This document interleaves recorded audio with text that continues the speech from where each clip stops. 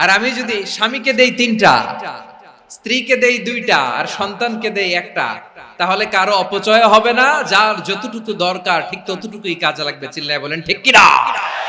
এটাই হচ্ছে ইসলামের আদাল, যেখানে যার যতটুকু দরকার তাকে সেখানে ঠিক ততটুকু দিয়ে দেওয়ার নামই হচ্ছে আদাল। চিল্লায় পড়েন আল্লাহু আকবার। রব্বুল আলামিন বলেন, ইউসিকুমুল্লাহু ফি আওলাদিকুম লিযযাকারি মিসলু হাযযিল উনসায়াইন। আল্লাহ তোমাদেরকে ওসিয়ত করেন, তোমাদেরকে আদেশ দেন, উত্তরাধিকার সম্পদ যখন বন্টন হবে, ছেলেরা যতটুকু পাবে, মেয়ে পাবে তার অর্ধেক। সুবহানাল্লাহ বলেন। দেখেন, ছেলে যদ্দূর মেয়ে অর্ধেক, ছেলে ডবল পাবে। আপাত দৃষ্টিতে মনে হয় এখানে অবিচার হয়েছে, কিন্তু আসলে কি অবিচার হয়েছে? আপনি বিয়ের ক্ষেত্রে যান, ওইখানে আবার ছেলে মোহরানা দেয়, মেয়ে সেখানে মোহরানা পায়। তাহলে চেক এন্ড ব্যালেন্স, ভারসাম্য, ব্যালেন্স, মধ্যম পন্থা এখানে আছে না নাই? এটাই হচ্ছে ইসলামের আদল। আল্লাহ তাআলা এই আদলের আদেশ দিয়েছেন, সুবিচার, ন্যায় বিচার, সুশাসন এবং ভারসাম্যের আদেশ দিয়েছেন। প্রিয় ভাইয়েরা, একটি শান্তিময় সমাজ, একটা সমৃদ্ধ সমাজ, একটা মানবিক সমাজ যদি আমরা পেতে চাই, এই আয়াতের মধ্যে যতগুলো পয়েন্ট আছে সবগুলোর বাস্তবায়ন লাগবে। এই আয়াতে আল্লাহ তাআলা একটা মানবিক সমাজের রূপরেখা টেনেছেন। তার প্রথম কথা হচ্ছে, ইন্নাল্লাহা ইয়ামুরু বিল আদল। আল্লাহ তাআলা তোমাদেরকে আদলের নির্দেশনা দেয়, সুবিচার, সুশাসনের নির্দেশনা দেয়। যে সমাজে আদল থাকে না, সেই সমাজে জুলুম মানুষের ঘাড়ে চেপে বসে। আদলের বিপরীত হচ্ছে জুলুম। আদলের বিপরীত কি? জুলুম বা জাওর, অত্যাচার, অবিচার, বৈষম্য। এই যে বৈষম্য বিরোধী ছাত্র আন্দোলন কমন পড়ছে? এই যে একজন সমন্বয়ক তো দেখা করলো আমার সাথে। জুলুম মানে হচ্ছে বৈষম্য।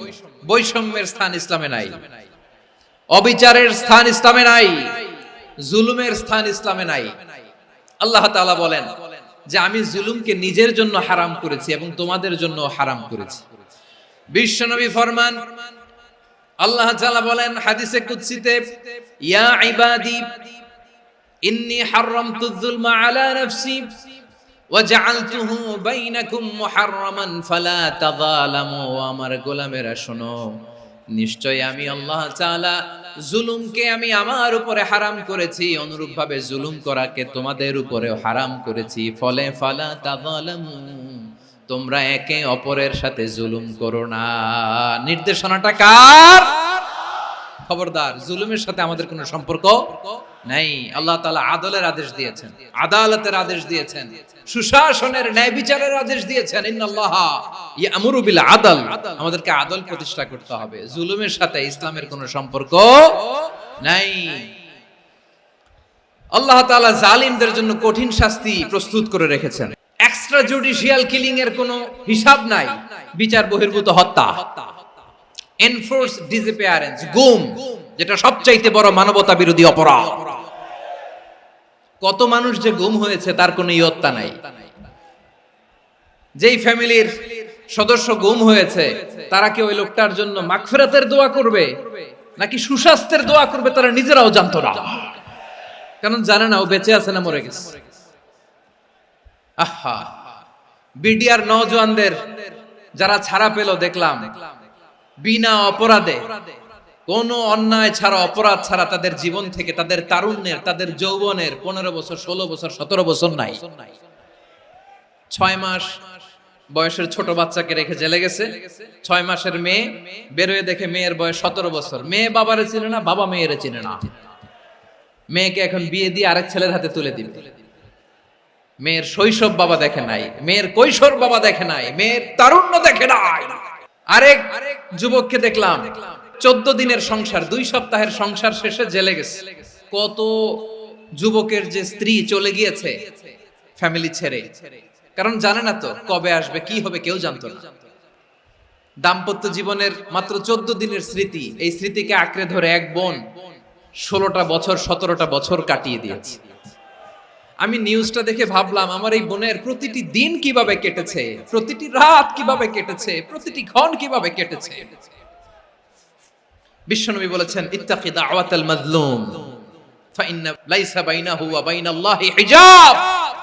মাজলুমের কান্নাকে ভয় করো, কারণ মাজলুমের কান্না আর আল্লাহর মাঝে কোনো পর্দা থাকে না। আমরা আর এরকম কোন জুলুম বাংলাদেশে দেখতে চাই না, জোরে বলেন ঠিক কিনা? আমার প্রিয় বীর চট্টলার তৌহিদি মুসলমান, আমরা আর নতুন করে কেউ জালিম হোক এটা চাই না, নতুন করে আবার কেউ ফ্যাসিস্ট হোক আমরা চাই না, এক দল আরেক দলকে নিশ্চিহ্ন করার রাজনীতি করুক আমরা চাই না। আমরা সুশাসনের বাংলাদেশ চাই, মানবিক বাংলাদেশ চাই, আমরা একটা সমৃদ্ধ বাংলাদেশ চাই, আমরা বিশ্বের বুকে সম্মান নিয়ে মাথা উঁচু করে দাঁড়াতে চাই, ঠিক কিনা বলেন? আল্লাহ বললেন, এটা যদি তোমরা চাও, একটা সমৃদ্ধ সমাজ যদি বিনির্মাণ করতে চাও, মানবিক সমাজ যদি বিনির্মাণ করতে চাও, আমি তোমাদেরকে সেজন্য প্রথমে আদালতের নির্দেশ দিলাম। ইন্নাল্লাহা ইয়া'মুরু বিল আদল, নিশ্চয় আল্লাহ তাআলা তোমাদেরকে ন্যায় বিচার সুশাসন এটার আদেশ দেন। সুবহানাল্লাহ। আদাল, ন্যায় বিচারের আদেশ আল্লাহ তাআলা কোরআনের বিভিন্ন আয়াতে দিয়েছেন। আল্লাহ তাআলা বলছেন, ইন্নাল্লাহা ইয়া'মুরুকুম আন তুআদ্দুল আমানাতি ইলা আহলিহা ওয়া ইযা হাকামতুম বাইনান নাসি আন তাহকুমু বিল আদল ইন্নাল্লাহা নি'ম্মা ইয়া'iযুকুম বিহি ইন্নাল্লাহা কানা সামিআম বাসীরা। আল্লাহ তাআলা বললেন, আল্লাহ আদেশ দিচ্ছেন, যে ব্যক্তি আমানতের হকদার তার হাতে তোমরা আমানত পৌঁছে দাও, আর যখন তোমরা বিচার কার্য করবে, বিচার ফয়সালা করবে, আদালতের সাথে করো। সুবহানাল্লাহ বলেন। ওয়া ইযা হাকামতুম বাইনান নাসি আন তাহকুমু বিল আদল, আদালতের সাথে করবা। আল্লাহ তাআলা বলেন, যারা জাজ হবে, বিচারক হবে, তাদের যদি বাদী বিবাদীর কারো সাথে শত্রুতা থাকে, কারো সাথে যদি কোনো ধরনের রেষারেষি থাকে, আল্লাহ বলেন বিচার কার্য করতে যে ওই শত্রুতা রেষারেষির কারণে আদালতের বাইরে যে অবিচার করে বিচার করো না। ওয়ালা ইয়াজরিমান্নাকুম শানাআনু কওমিন আলা আল্লা তা'দিলু ই'দিলু হুয়া আকরাবু লিত্তাকওয়া ওয়াত্তাকুল্লাহা ইন্নাল্লাহা খাবীরুম বিমা তা'মালুন। খবরদার কোন জাতির প্রতি, কোন গোষ্ঠীর প্রতি, কোন গোত্রের প্রতি আক্রোশ যেন তোমাদেরকে ন্যায় বিচার থেকে দূরে সরিয়ে না দেয়, বরং আমি আল্লাহর আদেশ হলো ই'দিলু, তোমরা আদল করো, ন্যায় বিচার করো, সুবিচার করো, সুশাসন প্রতিষ্ঠা করো। হুয়া আকরাবু লিত্তাকওয়া, এটাই তাকওয়ার সবচেয়ে কাছাকাছি। সুবহানাল্লাহ বলেন। কোরআনের বিভিন্ন আয়াতে আল্লাহ তাআলা স্পেসিফিকলি ধরে ধরে বিচার করার সময় আমরা যেন আদল করি সেটা বলেছেন। কোরআনের কোন কোন জায়গায় আল্লাহ তাআলা এই আল আদল শব্দটা ব্যবহার করেছেন। আবার একই জিনিস ইনসাফ, সুবিচার, সুশাসন, ন্যায় বিচার, ন্যায় পরায়ণতা বুঝাতে আল্লাহ তাআলা কখনো কখনো আল কিসত শব্দটা ব্যবহার করেছেন। আল্লাহ তাআলা বলেন, ওয়া ইন হাকামতা ফাহকুম বাইনাহুম বিল কিসতি ইন্নাল্লাহা ইউহিব্বুল মুকসিতিন। যখন তুমি বিচার করবে, বিশ্বনবীকে উদ্দেশ্য করে অ্যাড্রেস করে বললেন, নবী হে, ইহুদিরা কোনো বিষয়ে মীমাংসার জন্য যদি আপনার দরবারে আসে, যদি বিচার করতে হয়, খবরদার অবিচার করবেন না, ফয়সালা যেটা করবেন কিসতের সাথে করবেন, ন্যায় পরায়ণতার সাথে করবেন, কারণ ইন্নাল্লাহা ইউহিব্বুল মুকসিতিন, নিশ্চয় আল্লাহ রাব্বুল ইজ্জাত ন্যায় পরায়ণশীলদেরকে বড্ড ভালোবাসেন। সুবহানাল্লাহ বলেন। ন্যায়পরায়ণ লোকদেরকে আল্লাহ তাআলা বড্ড ভালোবাসেন। অন্য আয়াতে আল্লাহ তাআলা বলছেন, ওয়ানাদউল মাওয়াজিনাল কিসত লিয়াউমিল কিয়ামাতি ফালা তুযলামু নাফসুন শাইআ। আমি কিয়ামতের দিন ন্যায়পরায়ণতার মানদণ্ড স্থাপন করব, যেটাকে আমরা মিজানের পাল্লা বলি। আল্লাহ বলেন, ন্যায় বিচারের মানদণ্ড কিয়ামতের ময়দানে আমি আল্লাহ স্থাপন করব। সেদিন কারো প্রতি বিন্দু পরিমাণ, এক চুল পরিমাণ অবিচার করা হবে না। কোনো বিচার করা হবে না, সেদিন সুশাসন হবে, সুবিচার হবে, ন্যায় পরায়ণতার সাথে বিচার হবে। আওয়াজ করে পড়েন আল্লাহু আকবার। তাহলে প্রিয় ভাইরা, যে তিনটি বিষয়ে আল্লাহ তাআলা আমাদেরকে আদেশ দিয়েছেন, তার প্রথমটা হচ্ছে আদালত, ইনসাফ, সুবিচার, ন্যায় বিচার। এটা আমরা চাই কি চাই না? বিশ্বনবী ন্যায় বিচার, ন্যায় পরায়ণতা, সুশাসন প্রতিষ্ঠিত করেন কি করেন নাই? আপনারা বিশ্বনবীর সিরাত যারা পড়েছেন, আপনি দেখবেন বিশ্বনবীর সিরাতের পরতে পরতে, বাকে বাকে, সিরাতের বাকে বাকে এই আদালতের নমুনা মেলে। সুবহানাল্লাহ বলেন। ছোট্ট একটা নমুনা রাসূল সাল্লাল্লাহু আলাইহি ওয়াসাল্লামের আসিরা আল আতরা থেকে ছোট্ট একটা নমুনা আপনাদের খেদমতে এখানে উপস্থাপন করি। বিশ্বনবী সাল্লাল্লাহু আলাইহি ওয়াসাল্লাম মক্কা বিজয় করলেন ৮ম হিজরিতে। মক্কা বিজয় শেষের দিনই কয়েক সপ্তাহ মক্কাতে অবস্থান করলেন। ইন দ্য মিন টাইম মক্কার একটা ভেরি প্রেস্টিজিয়াস এন্ড ডিগনিফাইড ফ্যামিলির নারী চুরিতে ধরা পড়ল। কিসে ধরা পড়ল? আমাদের সমাজে আসেনি এটা? আছে? ছোট না বড়? হিসাব করে শেষ করা যায় না। ৩.৫ লাখ কোটি টাকা নাই উন্নয়ন প্রকল্পের নামে। ৩.৫ লাখ কোটি টাকা লিখতে পারবেন আপনি? একটানা লিখতে পারবেন? বুঝতেছেন কত বড় সংখ্যা? হ্যাঁ, বনু মাখজুমিয়া গোত্রের এক নারী মক্কায় চুরিতে ধরা পড়ল। বলেন তো চুরি করলে বিধান কি? কি কাটতে হবে? চুরির বিধান হলো হাত কেটে দাও। দাও সেটা গোপনে নয়, প্রকাশ্যে জনসম্মুখে হাত কেটে দাও। বনু মাখজুমিয়া গোত্রের নারী যখন চুরিতে ধরা পড়লো, সাহাবারা চিন্তায় পড়ে গেলেন।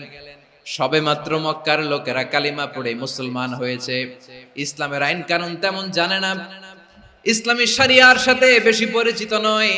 এখন যদি বিশ্বনবী চুরির যেই বিধান এটা যদি কায়েম করে হাত যদি কেটে দেয়, না জানি মক্কার লোকেরা আবার বিগড়ে যায়, না জানি মক্কার লোকেরা আবার মুরতাদ হয়ে যায়, না জানি মক্কার লোকেরা ইসলাম থেকে দূরে সরে যায়। চলো চলো, সাহাবীরা মিলে পরামর্শ করলেন, চলো বিশ্বনবীর কাছে যে বলিও নবী, শুধু কেবলমাত্র একমাত্র এই নারীর জন্য চুরির হাত কাটার বিধানটা আপনি একটু থামিয়ে দেন। চুরির হাত কাটার যে বিধান এখানে একটু রহিত করে দেন, বাকিগুলা কইরেন মদিনাতে যে চলবে, কিন্তু মক্কায় এবারের জন্য মাফ করে দেন। কিন্তু কে বলবে? এই যে পরামর্শ, সাজেশন, এটা কে দিবে বিশ্বনবীর কাছে? সাহাবারা চিন্তায় পড়ে গেলেন।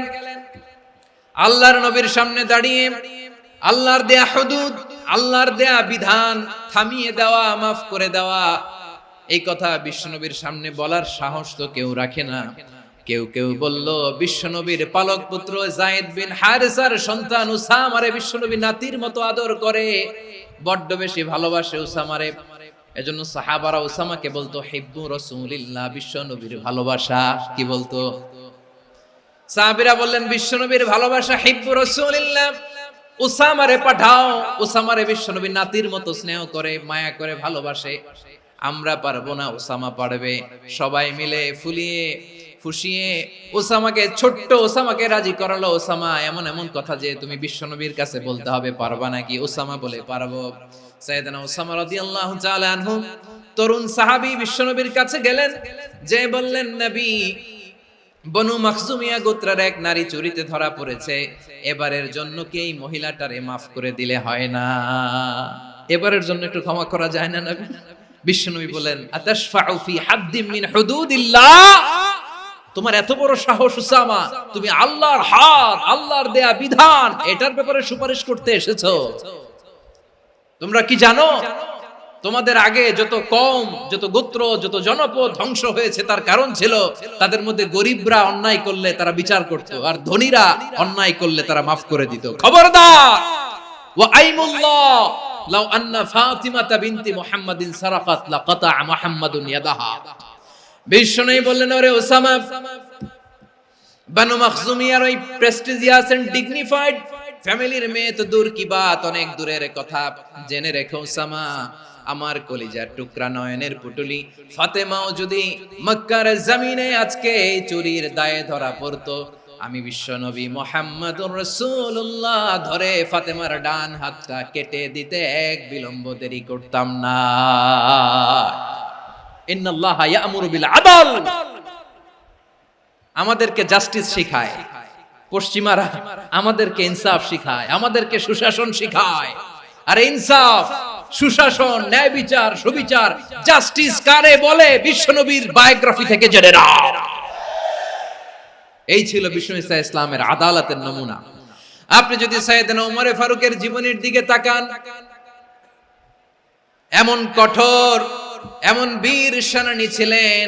সাইয়েদনা ওমর ফারুক যদি রাস্তার এই মাথা দিয়ে হাঁটা শুরু করতেন, শয়তান ওমর ফারুককে দেখলে ওই রাস্তা রেখে দিয়ে অন্য রাস্তা দিয়ে হাঁটতো। সুবহানাল্লাহ।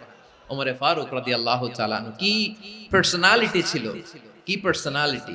আমাদের এলাকায় ছোট বাচ্চারা রাতে ভাত খেতে চায় না, আমার মেয়েটাও খেতে চায় না। এই এটা দিব, ওইটা দিব, আজকে মাহফিলে আসার সময় বলে দিছে লিস্ট করে এটা এটা আনতে হবে।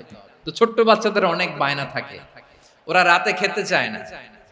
তো মায়েরা বিভিন্ন ভয় দেখায়, এই বাঘ আসবে, বাঘ আসবে খাও, এই ভূত আসবে, ভূত আসবে খাও। আপনারা কি বলেন চট্টগ্রামে? ভূত, ভূত, ভূত আসবে, বাঘ আসবে, খাও খাও খাও, তাড়াতাড়ি খাও। তো বাচ্চারা এগুলো শুনে ভয়ে খেতে শুরু করে। মদিনার জমিনেও একই ঘটনা ঘটতো। মদিনার ছোট্ট ছোট্ট সোনামণিরা খেতে চাইতো না। তো মায়েরা বলতো, হা হুয়া ইয়াতি উমর, হা হুয়া ইয়াতি উমর, ওই যে উমর আসতেছে, উমর। ওমরে ফারুকের কথা শুনলে বাচ্চারা একেবারে ঠান্ডা।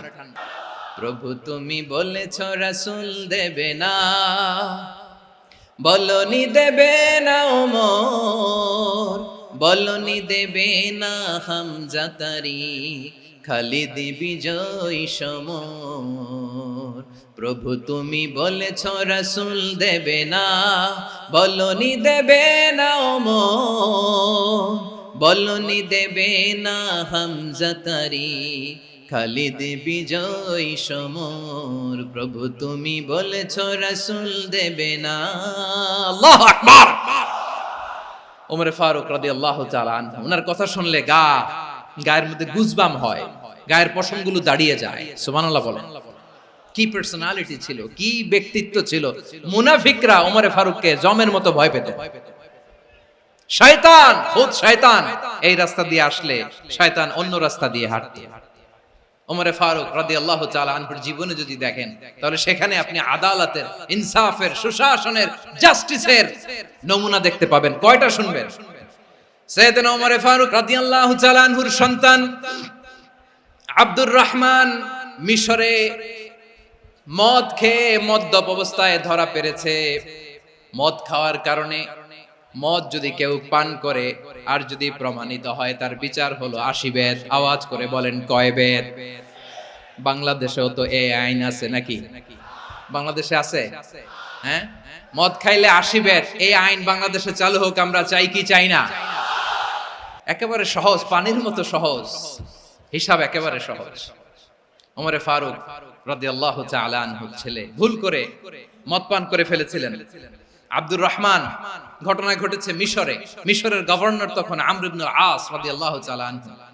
আব্দুর রহমানের ভাই যে গভর্নরকে বলল, গভর্নর যদি একটু দয়া করেন, খলিফার ছেলে আমার ভাই আব্দুর রহমান মদ্যপ অবস্থায় ধরা পড়েছে, জনসম্মুখে যদি আপনি বেত্রাঘাত করেন আমাদের প্রেস্টিজ থাকে না, যদি 80 বেত আপনি মারেন আমার কোনো কথা নাই, কিন্তু ঘরের ভেতরে মারেন। আব্দুর রহমানের ভাইয়ের সুপারিশ শুনে সাইয়েদনা আমর ইবনে আস রাদিয়াল্লাহু তাআলা আনহু রাজি হয়ে গেলেন। ঘরের ভেতরে লোকচক্ষুর আড়ালে 80 বেত তিনি মানলেন।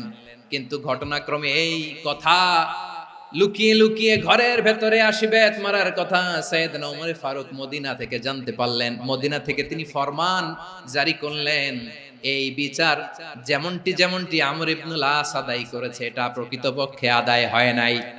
আসো সবাই মদিনায় আসো, আমর ইবনে আস মদিনায় আসো, আব্দুর রহমানও আসো, সবাই আসো, জনসম্মুখে এই বিচার কার্যকর করতে হবে।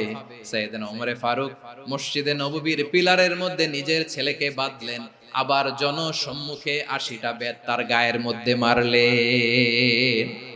মাজমুয়ে ফাতাওয়া ইবনে তাইমিয়া রাহিমাহুল্লাহ উনি এটা নকল করেছেন। এটা সবচেয়ে বিশুদ্ধ মত। আর অনেক মত আছে, মারা গেছে কবরের উপর, ওগুলো বাদই দিলাম। কেমন খলিফা ছিলেন, কেমন খলিফা! পশ্চিমারা তোমরা জাস্টিস আমাদেরকে শেখাও, ইনসাফ কারে বলে, সুশাসন আমাদেরকে তোমরা শিখাও। ওমর ফারুক রাদিয়াল্লাহু তাআলা ওই বিচারকে তিনি ধর্তব্য মনে করেন নাই, মদিনাতে এনে আবার জনসম্মুখে আবার আশীর্বাদ মেরেছেন। মিশরে ওমরে ফারুক রাদিয়াল্লাহু তাআলা আনহু আমর ইবনুল আসকে গভর্নর করে পাঠালেন। সেখানে আমর ইবনুল আসের ছেলে একটা প্রতিযোগিতায় রানার আপ হয়েছে। এক মিশরি সেখানে চ্যাম্পিয়ন হয়েছে। রানার আপ বুঝতে পেরেছেন তো? সেকেন্ড হয়েছে। এক মিশরি হয়েছে চ্যাম্পিয়ন প্রথম। কিন্তু গভর্নরের ছেলে ও জিততে পারে নাই। ও রাগে ওই মিশরির গায়ের মধ্যে কয়েকটা লাঠি দিয়ে বাড়ি মেরেছে। মিশরি যে মদিনাতে ওমরে ফারুকের কাছে বিচার দিলেন, আপনার গভর্নরের ছেলে অন্যায়ভাবে আমার গায়ে হাত তুলেছে।